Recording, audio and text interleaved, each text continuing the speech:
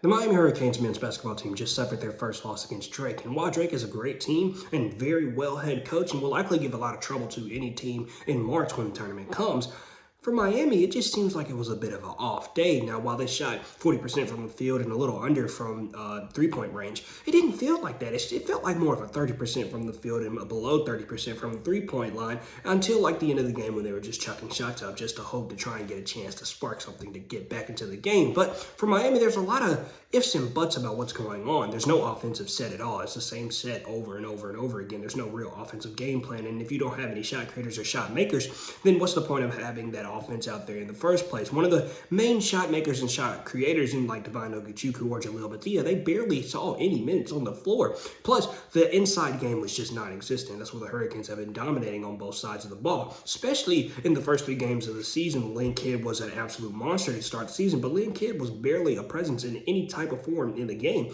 defensively or offensively. Even when you want Divine Ogichukwu on the floor, he could easily drive to the paint, get to the basket, and either draw a foul or at least finish over somebody. That was just something that wasn't seen today for the Miami Hurricanes men's basketball team. Another thing is the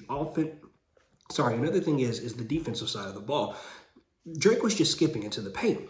Easy layups, easy finishes, lobs around the lobs, a lot of backdoor cuts, a lot of different things. There's just no defensive integrity for the Miami Hurricanes team. A shot blocker was one of those things that they were missing, especially from last season and coming into this season. The shot blocker is still missing. And then another thing is that the rebounding was just so obscure that it was very confusing.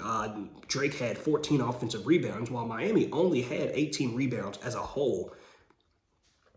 Things just weren't really clicking for what the Hurricanes needed to do. So as the Hurricanes continue to try and move forward from this, and they'll face the loser of Oklahoma State at VCU, the Hurricanes have a chance to rebound and bounce back and show why they were one of the most electric offenses to start the season. But one loss won't derail the season like college football will. So the Hurricanes have a lot to do, and they can get back and they can continue to improve and just get back to the drawing board and figure out what they need to do next.